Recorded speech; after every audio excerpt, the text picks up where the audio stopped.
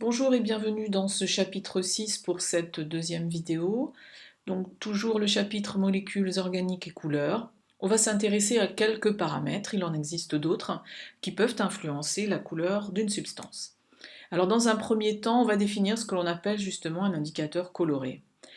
Eh bien les indicateurs colorés sont des espèces chimiques qui vont changer de couleur en fonction des caractéristiques du milieu dans lequel elles se trouvent.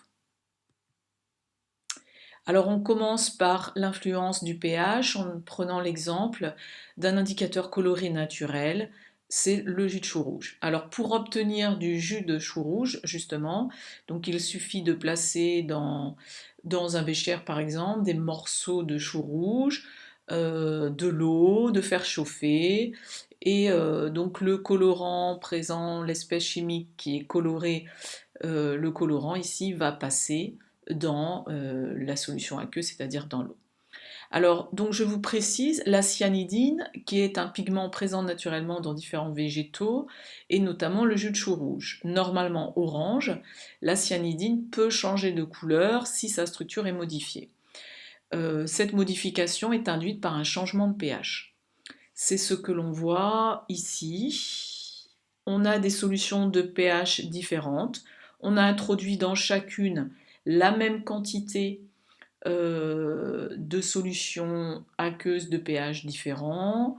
Ensuite, on a rajouté la même quantité de jus de chou rouge et on voit qu'effectivement, vous avez une grande diversité de couleurs.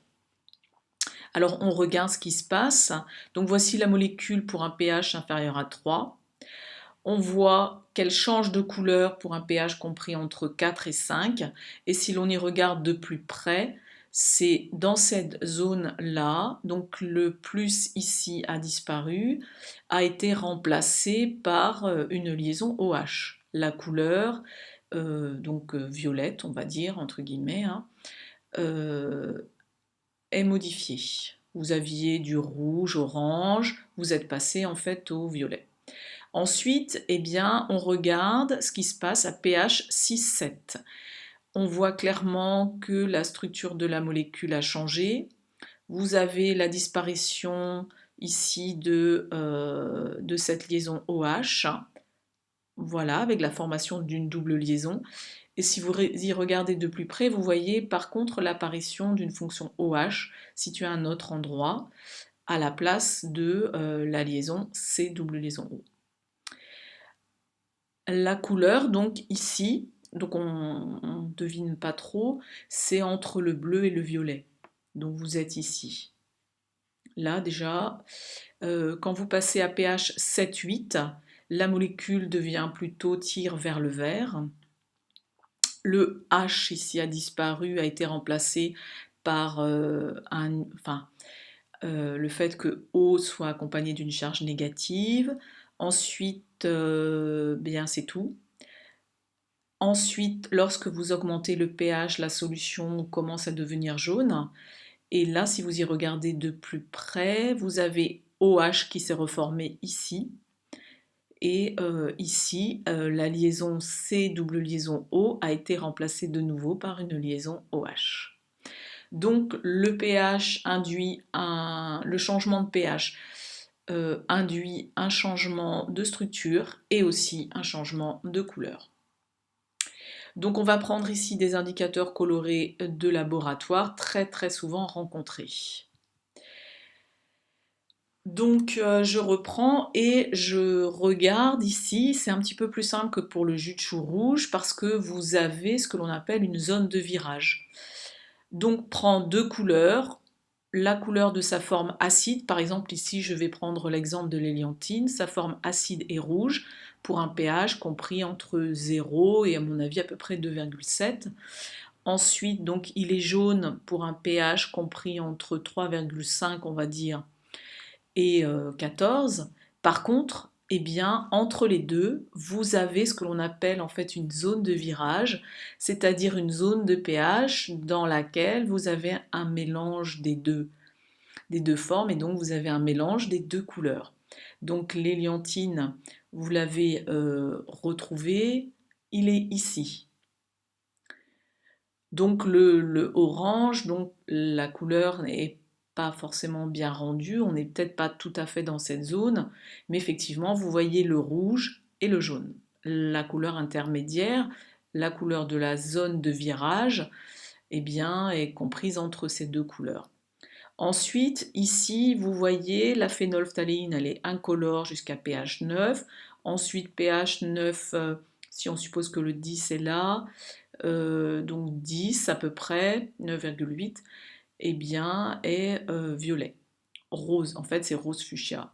C'est ce que l'on retrouve en fait ici. Et vous voyez que là, on a introduit quelques gouttes d'indicateur coloré qui est dans la zone de virage de l'indicateur. Donc rose très coloré, peu coloré par rapport à celui-là qui est rose fuchsia, la phénolphtaléine étant incolore dans le premier tube. Donc là ici, un indicateur coloré très très fréquemment rencontré, c'est ce que l'on appelle le bleu de bromothymol.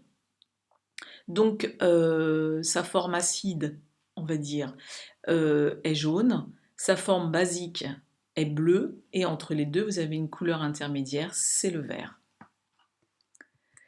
Alors ensuite, influence maintenant de la nature du solvant. Vous avez peut-être réalisé donc cette expérience en classe de seconde lorsque vous avez essayé de dissoudre du diode dans différents solvants, voir quel était le solvant le mieux approprié. C'était surtout où vous deviez extraire le diode de la bétadine, rappelez-vous. Eh bien, vous constatez, votre professeur vous a peut-être fait cette expérience, c'est-à-dire qu'on met un petit peu de diode, donc voilà un petit peu la couleur du diode, et bien quand vous le mélangez dans l'eau, voilà la couleur que vous obtenez. D'accord? D'abord il est très peu soluble dans l'eau, et ça vous donne une couleur jaune. Voici. Maintenant, si vous dissolvez du diode dans du cyclohexane, d'abord il est beaucoup plus soluble, et en plus, enfin il y est beaucoup plus soluble, et en plus vous constatez que la solution n'est absolument pas jaune, mais qu'elle prend une couleur caractéristique fuchsia. Donc en fonction de la nature du solvant, eh bien, vous pouvez avoir, dans lequel se trouve dissoute votre indicateur coloré, votre espèce chimique, eh bien, vous allez avoir des couleurs différentes. Influence également, donc dernier paramètre que dont nous on parle, c'est l'influence de la température. Vous avez ici, j'ai pris simplement l'exemple de 3 objets de la vie courante que vous pouvez déjà avoir vus. Ce sont des objets que l'on dit thermochromiques. C'est-à-dire que vous avez donc sur la tasse, par exemple ici, donc une matière. Lorsque vous rajoutez donc à température ambiante, cette matière apparaît noire, alors que lorsque vous rajoutez de l'eau chaude, eh bien vous constatez que des symboles apparaissent. Donc ces symboles n'apparaissent que parce que la température a augmenté. Un thermomètre frontal qui vous donne au moins un indicateur de température. Ensuite, eh bien, des petites cuillères utilisées par les enfants pour savoir si le plat pour lequel ils vont utiliser ces cuillères eh bien, est à bonne température. Donc voici, c'est la fin de cette deuxième vidéo du chapitre 6. À bientôt.